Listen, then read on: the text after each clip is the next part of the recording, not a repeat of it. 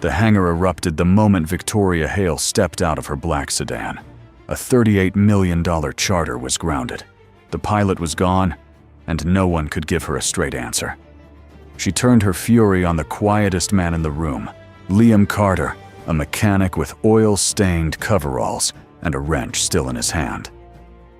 "You've been crawling under this jet for 6 years," she said, loud enough for the entire crew to hear. "So fly it. Fly this jet, then we'll talk." The laughter died when Liam said, "Yes." Liam Carter arrived at the hangar 40 minutes before anyone else, the way he had every morning for the past 6 years. The private airstrip sat on the edge of the desert outside Las Vegas, far from the commercial terminals and the noise. At 5:15 in the morning, the only sound was the wind, dragging sand across the tarmac. He flipped on the overhead lights one row at a time and stood beneath the Gulfstream G700 like a man visiting something sacred. He ran his hand along the belly of the fuselage, feeling for imperfections, the way a doctor checks a pulse slowly, deliberately, with the kind of attention that comes from years of knowing what wrong feels like before it becomes visible. His phone buzzed in the chest pocket of his coveralls. A text from his daughter Sophie, 12 years old, and already better at mornings than he was. "Don't forget, parent-teacher thing at 4. He typed back a thumbs up, then slid the phone away and returned to the landing gear assembly. That was the deal. She kept him honest about the world outside this hangar, and he kept the rent paid and dinner on the table. It was a small life. He had chosen it on purpose. By 6:30, the rest of the ground crew started filtering in. Ray Dawson, the shift lead, was the first through the side door, coffee in one hand and a clipboard in the other.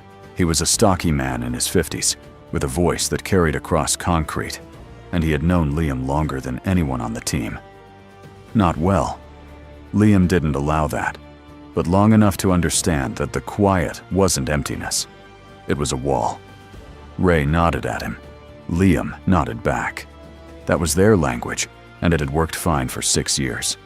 The charter was scheduled for 8:45, a round trip to New York carrying a group of investors tied to a deal Victoria Hale had been building for the better part of a year. The numbers were significant, $38 million on the table, with penalty clauses that would trigger if the meeting didn't happen by end of business Eastern Time. Every minute mattered. The fuel had been loaded the night before. Catering was confirmed. The jet had passed every inspection Liam could think of, plus 2 more he invented on his own. Everything was ready. Everything, except the one thing no one could control. At 7:15, Ray's phone rang. He answered it, listened for about 30 seconds, and then his face changed. He walked over to the maintenance bay where Liam was logging the tire pressure readings and set it flat. "Donovan's out. Woke up with chest pains. His wife took him to Sunrise Hospital an hour ago." Captain Greg Donovan was the primary pilot for all of Victoria Hale's executive flights. He was 51, experienced, and as of this morning, lying in a hospital bed with electrodes on his chest. Ray rubbed the back of his neck. "We've got 90 minutes to find a replacement, or this whole thing falls apart." The calls started immediately. 2 contract pilots in the area. One was already booked, the other didn't pick up. The backup list ran dry in 40 minutes. Ray worked the phone while the rest of the crew stood around the hangar in that specific kind of silence that happens when people know a storm is coming, but don't know from which direction. Liam stayed under the jet. He finished his checklist, initialed every line, and said nothing. He had learned a long time ago that panic was a luxury for people who didn't have work to do. Victoria Hale's black sedan pulled onto the tarmac at exactly 8:05. She stepped out in a charcoal suit phone, already at her ear heels, clicking on the concrete like a metronome counting down. She was 43, built her first charter company at 29, and had spent the last 14 years turning it into one of the most profitable private aviation firms on the West Coast. She did not raise her voice often, but when she did, it reorganized the room. Today she was already loud before she cleared the car door. Ray intercepted her halfway across the hangar floor and delivered the news as carefully as he could. Victoria listened, her jaw tightening with every sentence. She asked how many alternates had been contacted. Ray told her. She asked about mutual aid agreements with other operators. Ray told her that too. Each answer made the next question sharper until she wasn't asking anymore. She was issuing verdicts. This is a $38 million contract, Ray. I don't need excuses. I need someone in that cockpit in the next 30 minutes, or every person in this hangar can start looking for new employment. The crew heard it. All of them. The fuel technician, the catering coordinator, the 2 ramp agents pretending to check tie-down straps. And Liam still beneath the Gulfstream with a flashlight and a torque wrench finishing his final inspection, as though the world above him hadn't shifted. Victoria's gaze swept the hangar like a searchlight. It stopped on him. She walked toward the nose of the aircraft, her heels echoing in the sudden quiet. Liam slid out from under the fuselage on a creeper cart, looked up and saw her standing directly above him, oil on his hands, grease on his collar, a wrench resting across his chest like a seatbelt. He was the opposite of everything she represented: title, visibility, authority. And in that moment, he became the target for everything she couldn't control. 6 years? Victoria said, her voice pitched for an audience. 6 years you've been out here crawling around my aircraft. You know every system, every rivet, every wire. That's what your file says. So if you know this jet so well, why don't you fly it? A few of the crew members exchanged glances. Someone near the back let out a short, nervous laugh. Victoria didn't blink. She leaned in closer, close enough for Liam to see the tension in her neck. I'm serious. You think you understand this machine? Prove it. Fly this jet, then we'll talk. It was a performance. Everyone in the hangar knew it. She wasn't offering him the controls. She was using him to vent, to demonstrate what happened when things fell apart, and no one in her orbit could fix it. Liam was the safest target. No rank, no voice, no leverage. The kind of man people look through on their way to someone more important. Liam set the wrench on the concrete floor. He stood up slowly, wiping his hands on a rag that had seen better days. The laughter from earlier had already faded. Ray watched from near the office door, his clipboard lowered to his side, his expression caught between concern and recognition, like he was seeing something shift that he had quietly expected for years. The rest of the crew waited for the obvious response, a shrug, a step back, the usual surrender of a man who knew his place. Instead, Liam looked directly at Victoria Hale, not with anger, not with defiance, but with something far more unsettling. Calm. The kind of calm that doesn't come from indifference, but from a decision that has already been made somewhere, deep and private. All right, he said. His voice was low, steady, almost too quiet for the space. I'll fly it. The hangar went still. Victoria's expression flickered.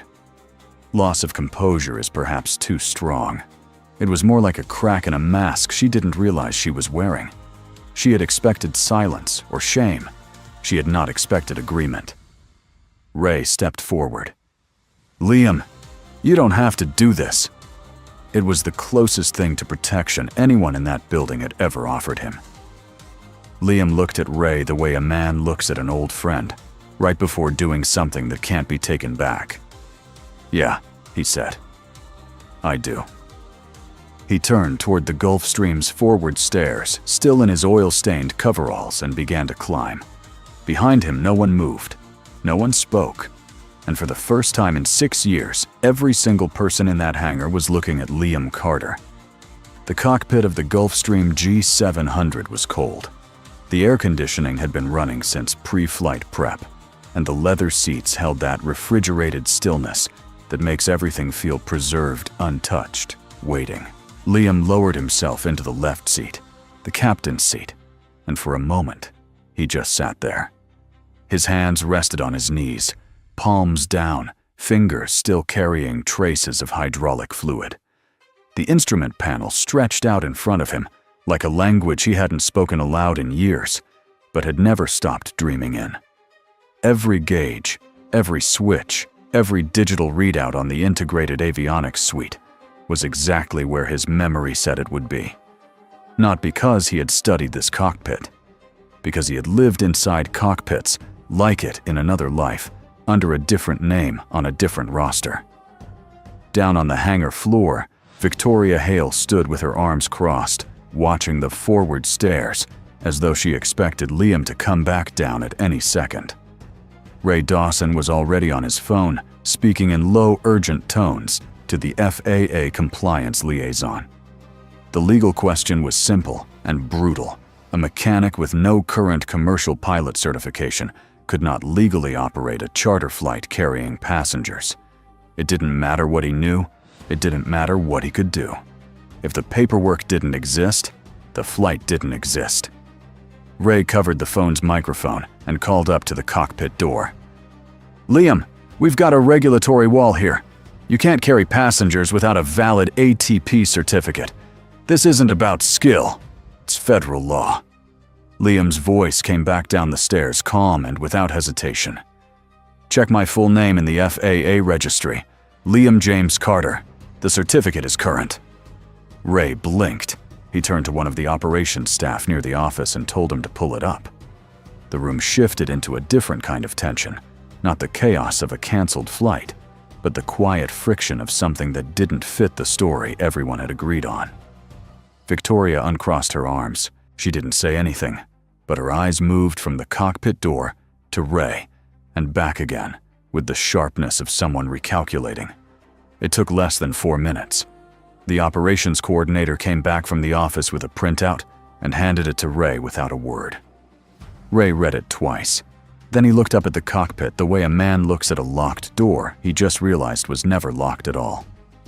Liam James Carter held a valid airline transport pilot certificate multi-engine land with type ratings that included the Gulfstream G650 and G700. The certificate had been maintained, renewed, updated medical current every single year for the past 6 years. Quietly, without anyone at this airstrip ever knowing. He had been legal to fly this jet the entire time he had been crawling underneath it. Victoria took the printout from Ray's hand. She read it once, folded it, and looked toward the cockpit with an expression that had lost its earlier edge. The mockery she had thrown at Liam 10 minutes ago was still hanging in the air like smoke, and now it was settling on her. She said nothing. That silence was louder than anything she had said all morning. Around the hangar, the crew exchanged glances. The fuel technician, the ramp agents, the catering coordinator, all of them quietly rearranging what they thought they knew about the man who had just wiped engine grease off his hands and sat down in the captain's chair. Ray climbed the stairs and entered the cockpit. He found Liam running the pre-flight sequence from memory, his fingers moving across the overhead panel with the kind of fluency that doesn't come from manuals. It comes from repetition. Thousands of hours of repetition. Ray stood in the cockpit doorway and watched for a full 30 seconds before speaking. "How long were you going to keep this quiet?" Liam didn't look up. He was configuring the flight management system entering the route to Teterboro. "Wasn't keeping it quiet," he said. "Just wasn't advertising it." Ray shook his head slowly, not in disapproval, but in the particular disbelief of a man who realizes he's been standing next to a stranger for 6 years. "Who the hell are you, Liam?" Liam's hands stopped moving. His eyes stayed on the instrument panel, but his focus was somewhere else. Somewhere behind him in a year, and a place he had spent a long time walking away from. "I'm the guy who's going to get this plane to New York on time," he said. "That's all that matters right now." It was a deflection, and they both knew it. But Ray had worked around enough men with locked doors behind their eyes to know when not to push.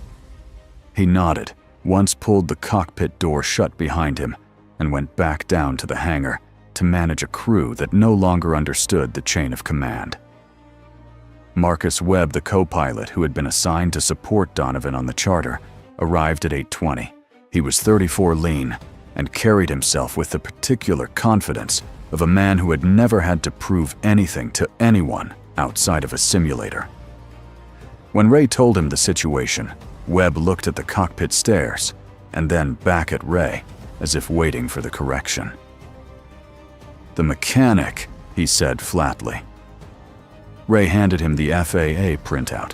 Webb read it, and his expression didn't change, but something behind his eyes did. He climbed the stairs and took the right seat without greeting Liam. The tension between them was immediate, not hostile, but loaded. Webb ran his own checks in silence, and every few seconds, his eyes drifted left, watching Liam's hands measuring the precision of each input against his own expectations. At 8:42, 3 minutes ahead of the original schedule, Liam keyed the radio and requested taxi clearance. His voice on the frequency was different from the voice the crew knew on the ground. Not louder, not deeper, but stripped of something.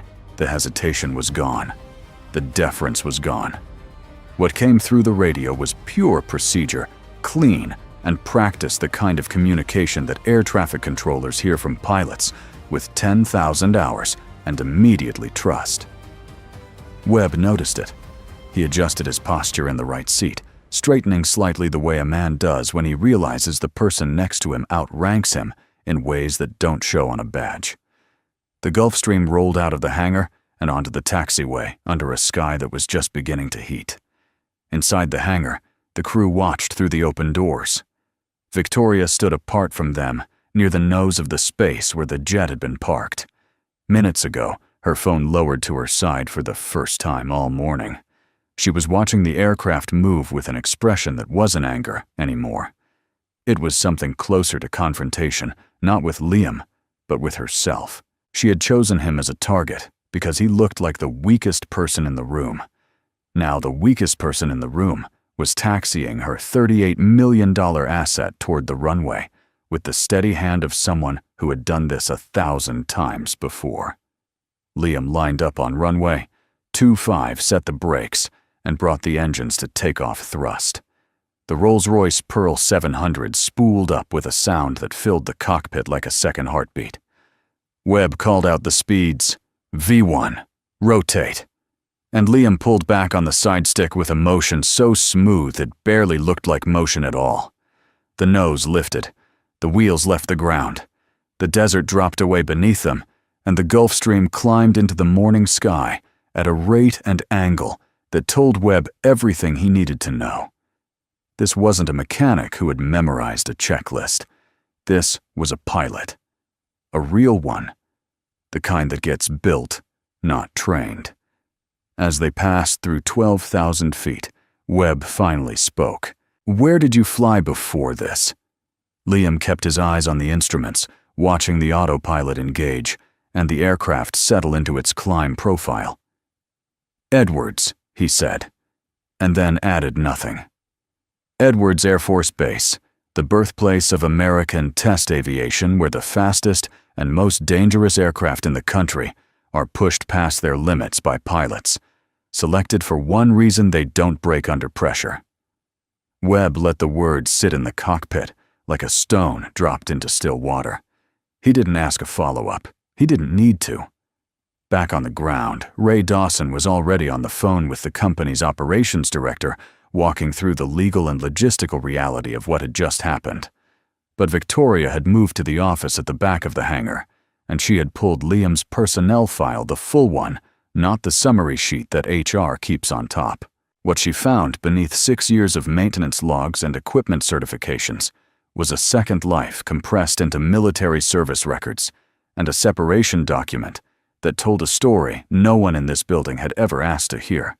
Liam Carter had been a major in the United States Air Force, assigned to the 461st Flight Test Squadron at Edwards. His flight record included experimental airframes, high-altitude profiles, and classified performance evaluations that were redacted in places, but still clear enough to read the shape of what lay underneath. And then there was the incident. 8 years ago, during a test flight of a next-generation tactical platform, The aircraft experienced a catastrophic flight control failure at 47,000 feet. The wingman ejected and survived. Liam stayed with the aircraft, attempted a manual recovery, and brought it down to 19,000 feet before the secondary systems failed completely. He ejected 11 seconds before impact. The aircraft was destroyed. The investigation cleared him of fault, but the Air Force grounded him for 9 months during the review, and when the grounding was lifted, Liam didn't go back. He resigned his commission, moved to Las Vegas, and took a job maintaining the same kind of machines he used to fly. The file didn't say why. It didn't need to. Victoria closed the folder and set it on the desk. She sat in the silence of that small office, surrounded by filing cabinets and coffee-stained scheduling boards. And for the first time in a very long time, she felt the specific weight of having been wrong. Not wrong about a number or a contract, but wrong about a person. She had looked at Liam Carter and seen a mechanic. She had looked at his coveralls and his silence and his oil-stained hands and decided that was the whole story. She had used him as a prop in her own frustration, a tool to demonstrate her authority, and he had absorbed it the way he absorbed everything quietly, completely, without giving her the satisfaction of a reaction.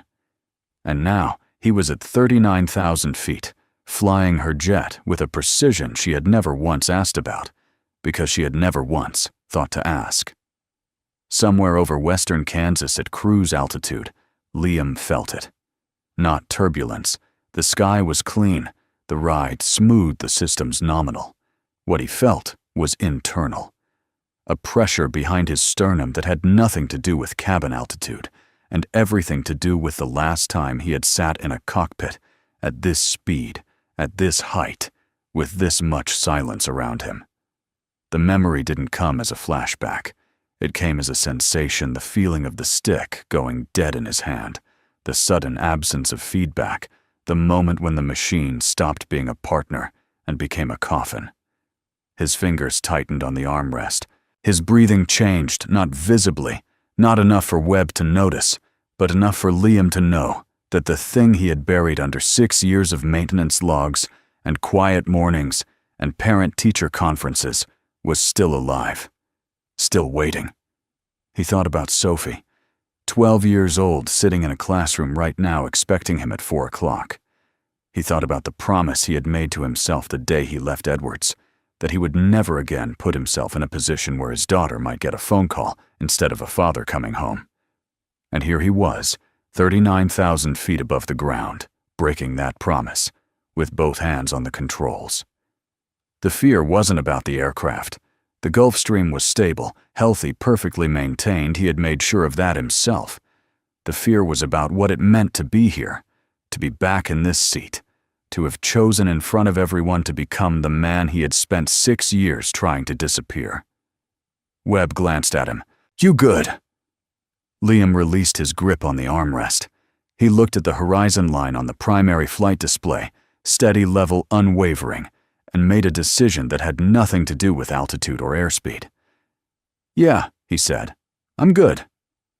But the truth was more complicated than that, and somewhere in the quiet space between his answer and the hum of the engines, Liam Carter understood that this flight was going to cost him something. Whether it was worth the price was a question he wouldn't be able to answer until he was back on the ground. The Gulfstream touched down at Teterboro at 12:53 Eastern Time, 1 hour and 52 minutes ahead of the contract deadline. The landing was textbook firm, centered the kind of arrival that doesn't announce itself because it doesn't need to. Webb handled the ground communications, while Liam brought the aircraft to a full stop on the taxiway and waited for the marshaller. The investors deplaned without knowing that the man in the left seat had started his morning under the belly of the aircraft with a torque wrench. They shook hands with a flight attendant, climbed into a waiting car, and disappeared into the New Jersey afternoon to close a deal worth $38 million. None of them looked back at the cockpit. The return flight to Las Vegas was quiet. Webb flew the first half from the right seat, while Liam monitored, and they switched somewhere over Missouri without discussion. It was the kind of cooperation that doesn't require friendship, just mutual recognition. Webb had stopped measuring Liam against expectations.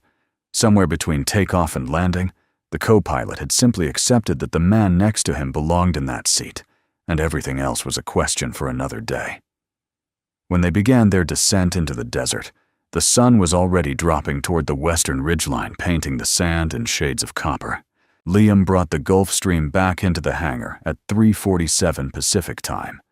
He shut down the engines in sequence, completed the post-flight checklist with the same precision he had applied to every other phase of the day, and sat in the captain's seat for an extra moment after the last system powered down.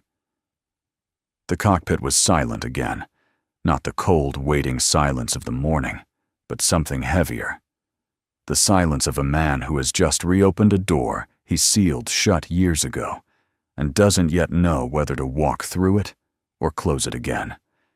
He unstrapped, stood, and descended the forward stairs into a hangar that felt entirely different from the one he had left. The crew was still there. All of them. Ray Dawson stood near the maintenance bay with his arms at his sides, watching Liam come down the steps, the way a man watches someone return from a place he wasn't sure they'd come back from. The fuel technician, the ramp agents, the catering coordinator.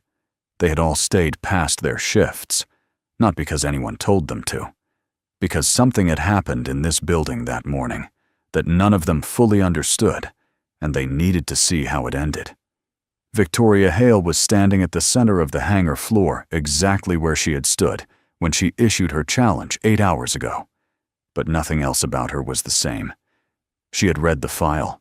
She had spent the hours while the jet was in the air, sitting in that back office, turning pages that told a story she had never bothered to look for. A decorated test pilot who had stayed with a dying aircraft to protect people on the ground. A man who walked away from the sky, not because he failed, but because he had a daughter who needed a father. More than the Air Force needed another name on a roster. A man who chose to be invisible, not out of weakness, but out of a loyalty so private it didn't require anyone else to see it. And she had stood in front of him that morning and called him nothing. Victoria walked toward Liam as he reached the bottom of the stairs. The hangar was quiet enough to hear her heels on the concrete, and this time, the sound didn't carry authority. It carried weight. She stopped about 6 feet from him, close enough to speak, without raising her voice, far enough to give him the space she hadn't given him that morning. "I read your service record," she said. Her voice was steady but stripped of the performance it had carried earlier. "I know what happened at Edwards. I know what you did up there, and I know why you left." Liam said nothing. He stood with his hands at his sides, still in the same oil-stained coveralls, and waited. Victoria looked at him directly, not through him. "I was wrong this morning, not just about whether you could fly about who you are. I made a judgment based on what I saw, and what I saw was what I wanted to see. Someone smaller than me.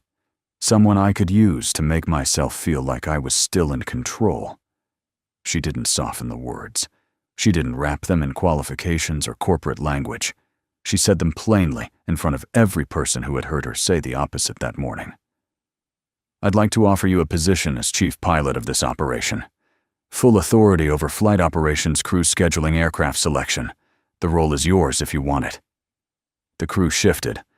Ray's eyebrows went up slightly. Webb, still standing at the top of the stairs, leaned against the doorframe and said nothing. The offer was significant, not just in title and salary, but in what it represented, was a public correction. Victoria Hale didn't do those often, and everyone in the building knew it. This wasn't a promotion, it was an admission. Liam looked at her for a long time, not with the calm deflection he had used all day, and not with the quiet distance he had maintained for 6 years. This time, his expression held something closer to honesty. "I appreciate that," he said, "and I'll think about it. But I've got a condition, and it's not negotiable." Victoria waited. Liam reached into his coveralls pocket and pulled out his phone. The screen showed Sophie's text from that morning, the parent-teacher reminder at 4 o'clock, It was now 3:51. "I have a daughter," he said. "She's 12. She's the reason I left Edwards, and she's the reason I've been out here under your jets for 6 years instead of flying them. Whatever role I take in this company, it works around her, not the other way around. I don't miss her school events. I don't take calls during dinner. And if there's ever a conflict between a flight schedule and being her father, I choose her. Every time. That's not a preference. That's the terms." He said it without defiance, without bitterness. He said it the way a man states a fact that has already been tested by the hardest years of his life and held. Victoria nodded once. Done. There was no negotiation, no counter, no clause. Just the word delivered with the brevity of someone who had finally learned that the most important agreements don't require a contract. She extended her hand. Liam took it, oil and all, and they shook once in front of a crew that was still learning how to see him. Ray walked over as Victoria stepped back. He stood next to Liam and looked at the Gulf Stream, its engines still ticking as they cooled the hangar lights, reflecting off the fuselage in long, clean lines. "You could have told me, you know," Ray said. "Any time in the last 6 years." Liam glanced at him. "Would it have changed how you treated me?" Ray thought about that. "No," he admitted. "Probably not." Liam almost smiled. "Then it didn't matter." Liam walked to the locker room at the side of the hangar, pulled off his coveralls, and changed into the jeans and plain shirt he wore to Sophie's school functions. He checked his phone. 3:58. He could still make it. He grabbed his keys from the hook by the side door, the same hook he had used every day for 6 years, and stepped out into the late afternoon heat. The hangar stayed open behind him. Inside, the crew returned to their routines, refueling, cleaning, logging.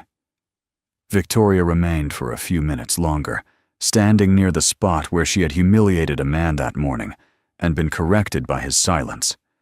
She picked up the printout of Liam's FAA certificate from where Ray had left it on the workbench.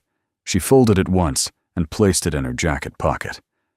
Not as evidence, as a reminder. The day didn't end with a $38 million contract, though the contract closed on time. It ended with a man driving a 12-year-old truck across the desert toward a middle school where a 12-year-old girl was waiting by the front entrance with a backpack too big for her frame. Liam pulled up, and Sophie climbed into the passenger seat, the way she always did, one hand on the dashboard, one foot barely reaching the running board. She looked at him and frowned. "You smell like jet fuel." Liam started the engine. "Long day." She buckled her seatbelt and pulled out a folded piece of paper from her backpack, a math test, 92% her name, written in careful block letters at the top. She held it up without a word. Liam looked at it, looked at her, and nodded once. "That's my girl." They pulled out of the parking lot and onto the 2-lane road that led back toward their side of town. The sun was almost gone, the sky streaked with the last of the day's light, and neither of them said anything else for a while. They didn't need to. The thing about Liam Carter was that he had never needed anyone to see him in order to know who he was. He had flown the fastest machines his country ever built, and he had walked away from all of it for the person sitting next to him. That was not weakness. That was the most deliberate kind of strength, the kind that doesn't announce itself, doesn't demand recognition, and doesn't need a cockpit at 39,000 feet to prove it exists. It just shows up every morning, coveralls on, wrench in hand, ready.